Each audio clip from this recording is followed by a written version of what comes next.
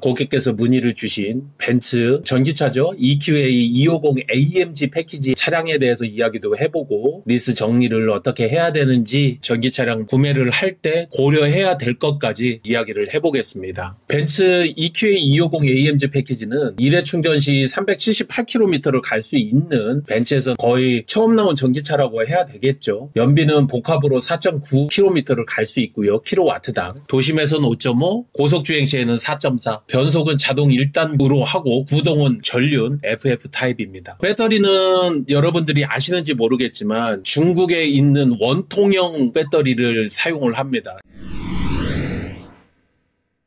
2022년 3월에 출고된 주행이 19,500km 정도 되고요. 외장은 메탈 그레이, 블랙 시트로 되어 있는 비흡연의 무사고로 타신 차량입니다. 내외관 대단히 깔끔하고요. 신차 보증도 남아있는 차량입니다. 운영 리스 60개월 중에서 13개월 지났고 47개월 매월 88만 원을 내는 조건입니다. 실행을 할 때 취등록세까지 합쳐서 6,287만 원, 일정 부분은 보조금을 받으셨을 거예요. 보증은 2천만 원, 잔존가치는 1,885만 원, 미에스 원금 5,408만 원, 보증금을 차감한 순미수금은 3,408만 원, 이자율은 한 4.1%. 조건은 전체적으로는 좋아요. 잔가가 이렇게 낮게 나오는 거는 5년 뒤에 리스사에서 볼 때 전기 차량이 아직까지는 초기 시장이기 때문에 낮은 금액으로 매매가 될 것이다 라고 해서 보증금보다 더 낮은 1,885만 원으로 책정이 된 거고요.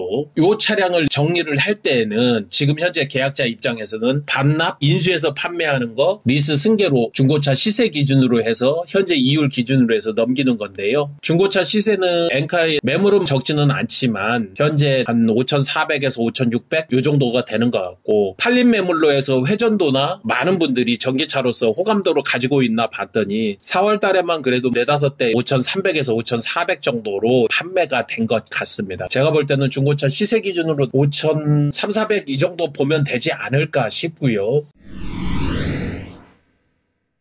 중도 해지 정산서, 반납 정산서를 보면 페널티가 971만 원을 내게 돼 있어요. 보증금 차량도 주고 971만 원. 인수 같은 경우에는 4,220만 원인데 취등록을 하면 한 320만 원 정도가 나올 거고, 그거를 중고차로 판매를 하게 된다면 시세 5,400만 원, 업체에 승계하는 비용 거기에다 업체 마진까지 다 주고 나면 한 5천만 원 정도로 되어 보이고, 정산을 하게 되면 한 400만 원 정도는 고객에게 금액을 드릴 수 있지 않겠는가. 반납보다는 훨씬 이득이죠. 나머지 하나 남았어요. 리스 승계. 순미수금을 중고차 시세 기준으로 했었을 때 2천만 원 정도는 받을 수 있다. 이율은 4.1% 정도. 반납을 할 경우 971만 원. 반납 승계로 중고차 업체에 판매를 했었을 때는 400만 원을 받고 리스 승계로 2천만 원이라 시간적인 여유를 가지고 리스 승계를 하는 것을 추천을 드립니다.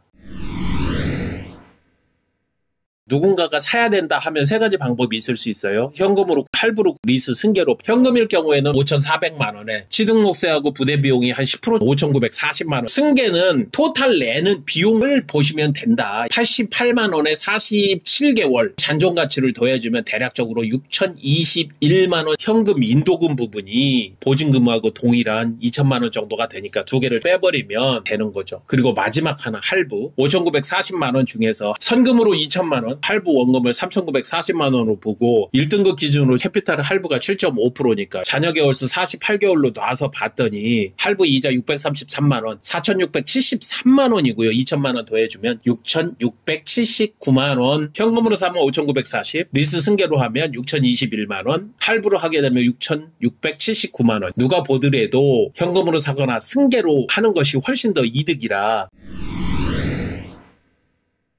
마지막으로 전기차 브랜드로서의 벤츠는 과연 메리트가 있는가? 전 세계적으로 전기차의 기본적인 플랫폼을 만든 회사는 테슬라, 아우디, 그리고 현대, 기아 이렇게 세 곳뿐입니다. 이러한 상황 속에서 전기차를 구매를 할 때 벤츠 마크가 과연 우리에게 의미를 주는가? 전기차는 고를 때 결국은 두 가지를 볼 수밖에 없습니다. 배터리, 그리고 1회 충전을 했었을 때 얼마나 많이 사용을 할 수 있는가? 전기차 배터리를 어떤 거로 사용하는가? 탑재한 전기차 배터리가 어느 회사 브랜드인가? 충전 방식은 어떤 것인가? 것인지 이런 것들을 꼼꼼하게 따져보는 게 중요합니다. 내연기관에서 유명했던 내연기관을 잘 만드는 엔진을 잘 만드는 벤츠, BMW, 아우디 그동안 있었던 쟁쟁한 회사의 브랜드가 아니라 실제적으로 전기차의 플랫폼을 가지고 있고 배터리를 어떤 것을 쓰는가가 대단히 중요하다.